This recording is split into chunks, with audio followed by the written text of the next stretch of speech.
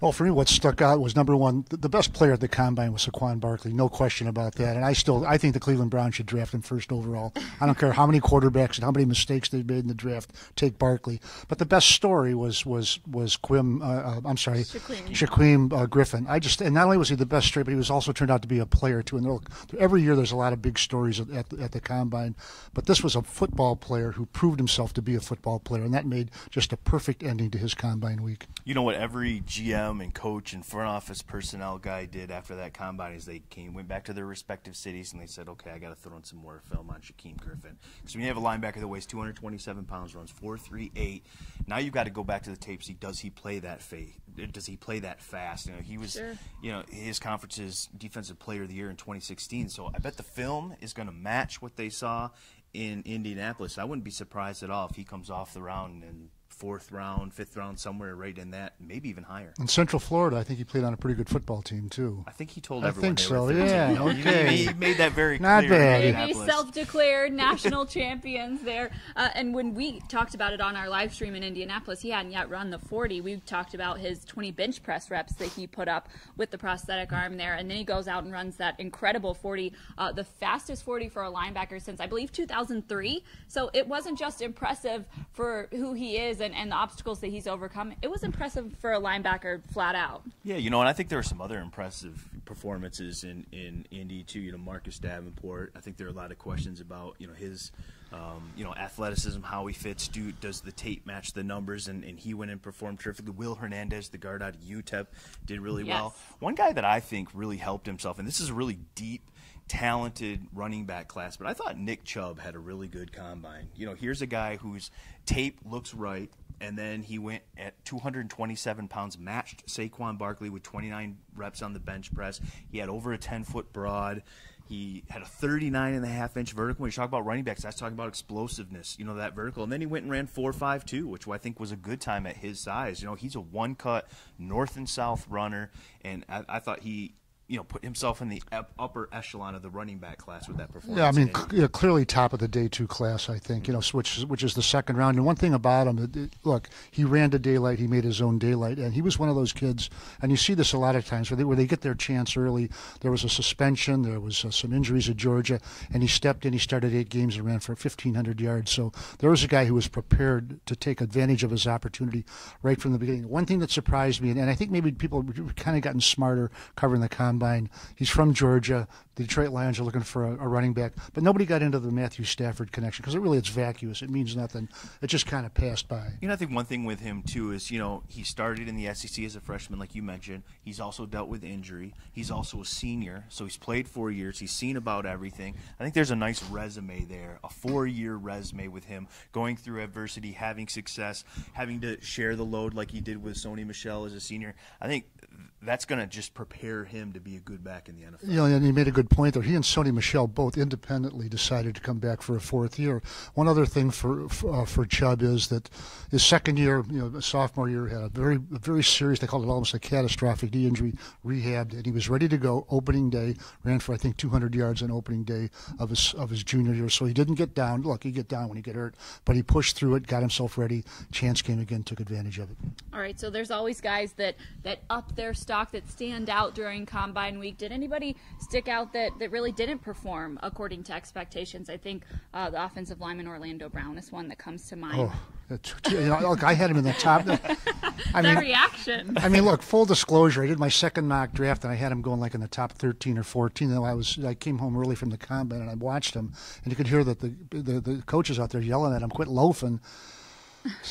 Orlando. Not a word you want to hear. No. You know, I think there's always guys on Monday. You know, a lot of the media and those people leave on Monday, but those defensive backs still have workouts. And sure, you know, those safeties and corners that ran in the high 4.5s, 4.6s, those are always guys that now teams come back and you have to recheck the tape. We saw it last year with Tease Tabor, you know, when he ran slow on Monday.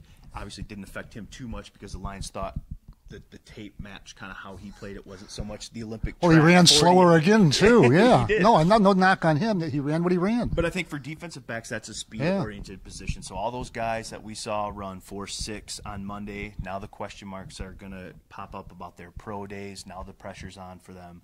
to kind of perform in the pro days that are now happening over the next month. Speaking of pro days, let's talk about what's next for these guys. Obviously, the Combine is something, a pretty marquee event that we all know is coming.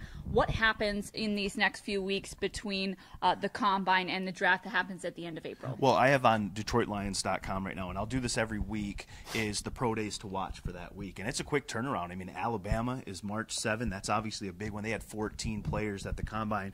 There's a lot of big names there. There's four guys that could be in the first round. Heading from Indianapolis down there. But I mean, Auburn is this week. Washington with Vita Vea. You got Colorado and Colorado State. I mean, they're turning it around quick. And so every week we'll put on DetroitLions.com kind of the ones to watch this week. But I think that's now the big process for these kids. Now they get back to their home fields. They get familiar with their own settings. Quarterbacks, you're going to now throw to your receivers. And so, I think these pro days are the next step, and it's an important process for these guys. And I think when you talk about pro days, I think one guy kind of put himself on the griddle was Sam Darnold, the Southern Cal quarterback. He didn't throw at the Combine, and one thing I liked about Saquon Barkley, I'm going to Barkley you to death here, but when Big fan. When he was doing the drills, I think you saw this too, Tim and Tori, that he was fully engaged in what was going on. He was right in the front row of the group, watching the coach, listening to the explanations of the drills and all that, and he was ready to go. Sam Darnold didn't throw at the Combine and just was kind of on the fringe and not really engaged in the drills. That just really showed me something about Barkley. Look, it doesn't mean that Sam Darnold isn't going to be the top 2, 3, or maybe the first pick overall. But just you look for a little bit of like what we used to call table feel. Didn't quite have it, I didn't think.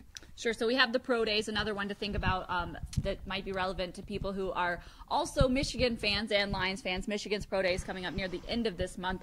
Maurice Hurst did not practice or perform at the Combine because of a heart issue that was discovered in the medical portion of that. Obviously, you never want to hear that from a guy, but we don't know how serious that is. He says he feels like he'll be able to work out at his pro day. Well, I guess the good thing is this happened in, 2013, Mike, with Star Latule. Yeah. I think that's how you say his name, out of Utah. It's Star. That's how you say Star. Star, yeah. Had the same thing. An echocardiogram kind of, caught something that wasn't right. He went back to the medical recheck, and that's an important part of this process, too, as we're talking about pro days. All these guys that had something show up at the Combine medically, they're going to go back in April, right before the draft. They get a recheck, and so back in 2013, Star did that. It came back normal. He ended up being a first-round pick by the Carolina Panthers. So you hope that that's the situation now here with Maurice Hurst. Well, first of all, you hope he's okay, and you're right. And you never know. Fully disclosing, Maurice Hurst was my pick for the Lions at 20, my two first mock drafts. And who's to say on Monday on DetroitLions.com he won't be again.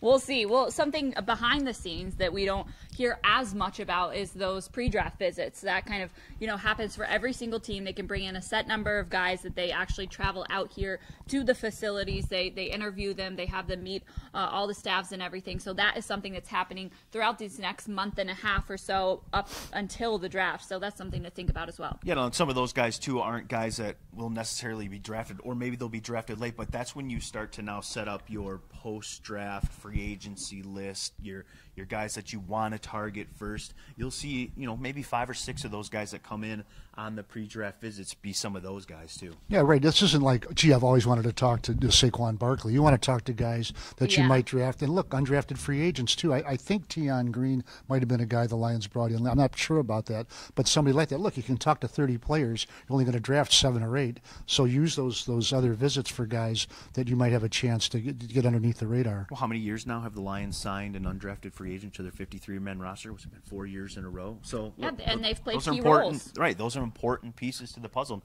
All that's figured out in the next month leading into the draft. And something you mentioned before we actually went on the air here was the relevance of the free agency and how that might affect what happens in the draft. Obviously, we have free agency coming up here in the next couple of weeks. You see who they acquire, who they don't, and maybe that tells you a little bit more about what positions might be important when the draft comes around. Well, Tori, anytime you mention something I said before we went on the air, I get nervous.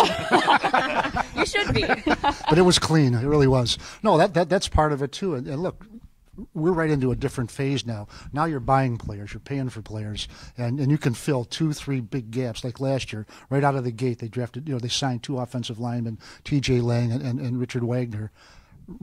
Sorry about that. So you start to fill in gaps. In the draft, you get what you didn't get in free agency. Well, needs change. You mentioned Maurice Hurst. Sure. Your pick at the first 2. They go sign 2 defensive tackles in free agency. all of a sudden that's not a need anymore. Now your script flips for the draft. Mike's mock draft is completely turned on its head and different. So that's what I'm saying. The draft is about filling in needs left over and adding depth on positions that you've already kind of filled in free. Listen, I'm giving Saquon Barkley to the Browns until Lake Erie freezes over. Okay. All right, sounds good. We'll be looking for that next mock draft from you, Mike. All right, guys, there's a lot to look for in these next few weeks, but don't worry because we've got you covered on DetroitLions.com. We'll have coverage of all of it as the draft gets closer. For DetroitLions.com, Tim Twentyman and Mike O'Hara, I'm Tori Petry.